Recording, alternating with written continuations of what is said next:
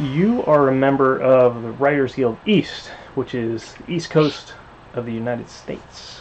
That's pretty exciting. That's a nice credit to have.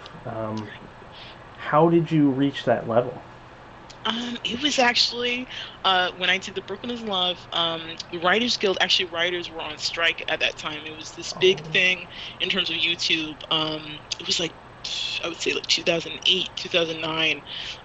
Really big push in terms of web content and web series, and just like any type of web series you could think of. And people were starting to actually do meetings at Borders Bookstore in New York, and everybody used to meet and like talk about, oh, how do we set up a web series, like hmm. write down notes, how do we like make money from, because a lot of people became successful at the peak of that whole YouTube movement.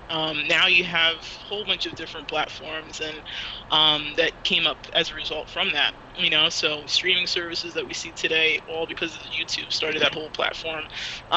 So yeah, I was a young, kid, 20-year-old, like not 20-year-old, but mid 20s, that time at like 26, 27, going to all these different events. And when I started Brooklyn is Love, and started filming, they ended up seeing some of my episodes online. And I was a part of this like web series group on Facebook. And one of the representatives from the Writers Guild of America East actually reached out to me, sent me a message saying, I loved your work. Can you come to the building in New York, for the Writers Guild? We'd love to talk to you about, how you can be able to join. And I didn't know what the Writers Guild was. I was like starting out in education too. And I was like, just doing this on the side. And um, so I went to this big, building that they had over by Hudson, Street over there. So I was like, okay, I talked to them, and then I ended up signing on. And when I started going to the meetings, it was like, wow, you saw a lot of, writers that worked for TV shows like Law and Order and all these different, people that you're kind of sitting with. I met one of the writers, actually the producers of Empire, and just during the guild's parties that they have, they're just like right there, first and center, front and center. So, um, yeah, joining that union helped a lot. But I was just like a, up and coming, writer. I mean, I learned along the way during that time, but I'm so glad that, fortunate to be able to sign on. But anyone really, if you have great content out there and you just use it to your advantage on, on the web, a lot of times they can discover you and just like find you on there, and you can be able to sign up. Wow. Ooh. So the opportunities are out there. Ooh. Yeah. How do you think joining the guild helped you? Oh my God. It helped me just, going to meetings, learning about how I can, push myself as a writer and what opportunities are out there, in terms of independent content, in terms of, television shows and stuff, and just collaborating with other writers. And through that, sometimes you even meet like writers, directors. Some of them direct their own content. And it also made me realize there are writers in New Jersey too that also are part of the Writers Guild, and me getting connected to them, too. Um, so yeah, just learning about how they kind of started before, Facebook, before what I used as a source, and they were able to like be a part of that, union. That's amazing. So Right. yeah. Right. And now you've written. I know you've directed 2 feature films. How many have you written? Both of those feature films I've written, Brooklyn is Love I've written. So most of the ones that I'm like the director for, are mostly, writing projects that I've been Okay. a part of. Yep. And going from a web series to a longer format. Um, now, I've done a web series, and it's a strange thing because they're like shorter than a short film usually, but the overall arc is very long. So I don't know whether to call it long or short format storytelling. It's So true. what's your feeling on that, and how did doing a web series prepare you for the feature?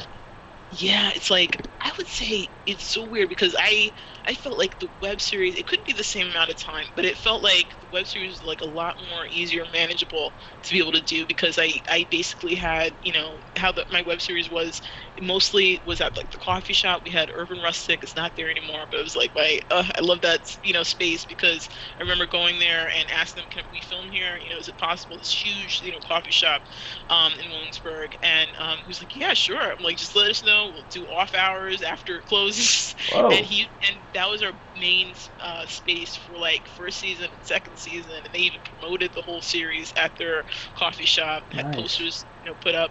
Um, so yeah, it's like, it felt like a lot easier because you can be able to just like film the whole parts and, if you have the apartment scenes and different locations, okay, you're done, then you kind of just cut it all together. Doing the feature film, it felt like a lot harder, I think, because like, you have like a almost 2 hour movie that you're putting together. And then the, web series are only like maybe 10 minutes, little segments like you mentioned, and you just edit one at a time. You're, Right. put them out there.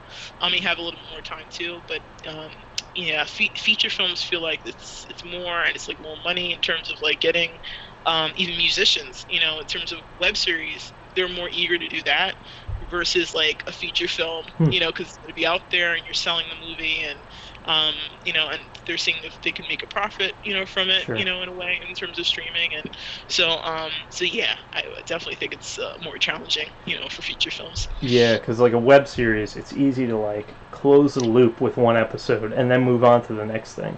With a feature film, like the first scene and the last scene, like they tie together. So it needs a little more structure. It needs a little more.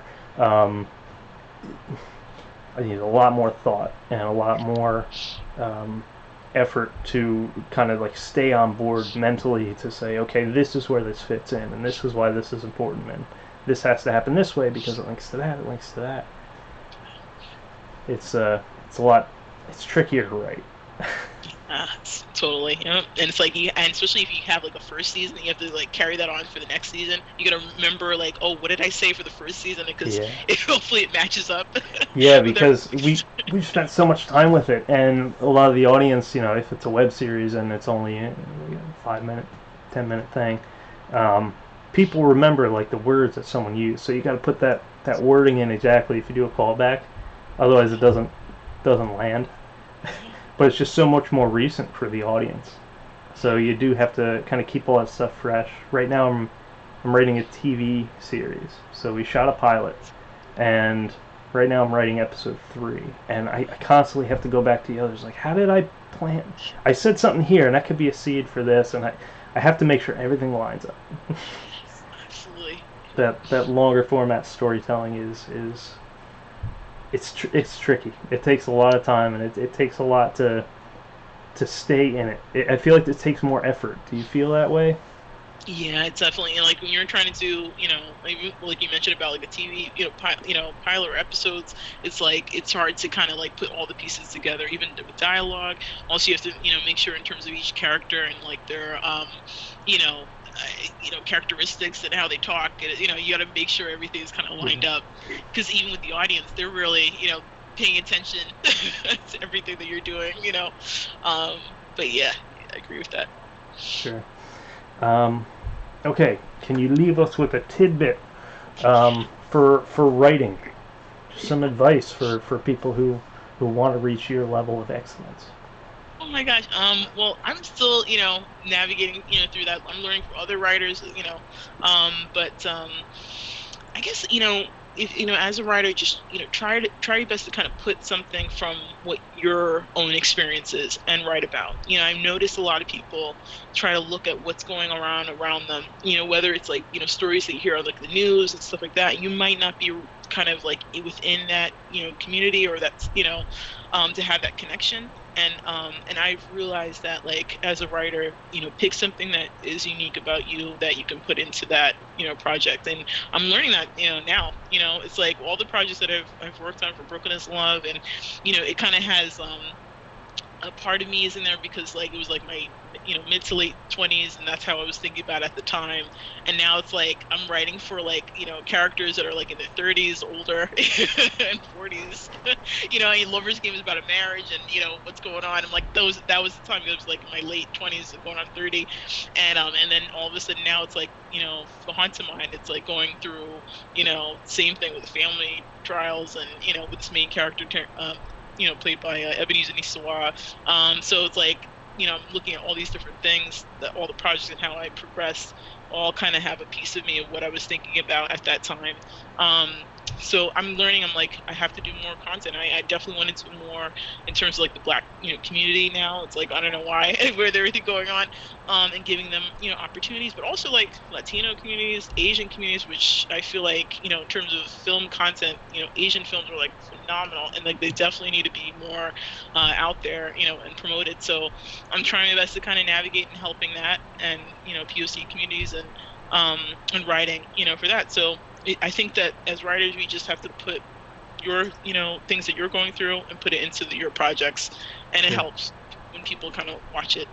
Yeah, and I think diversity really is the future of TV and film storytelling because, you know, I feel like we've almost gotten to the point where they're like cliches. Like at every sitcom, oh, there's the dumb husband, there's the repressed wife, and it's almost like a parody if it's not trying to be. Like you need different perspectives, you need to see different cultures, to be even just you might not be thinking this way, but just mentally educated.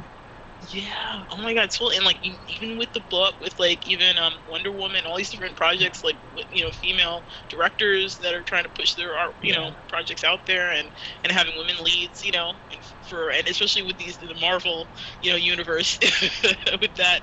Um, but yeah, definitely, really motivational, time, and so content is going out there, and I think that's a great thing, you know.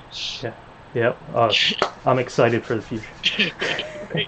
All right. Thank you so much, Danielle. Where can we see your work? Oh yeah, definitely. If you go on www.peelentertainment.com, you could find all my projects on there. That's my company name for Peel Entertainment, and I'm also on Instagram, on te227, and yeah, you can definitely find me there, and also on Facebook. Great. And I'll be sure to have all those links in the description so you can check out Danielle's stuff. Thank you so much for going indie dev. So thank you so much for having me. This is great.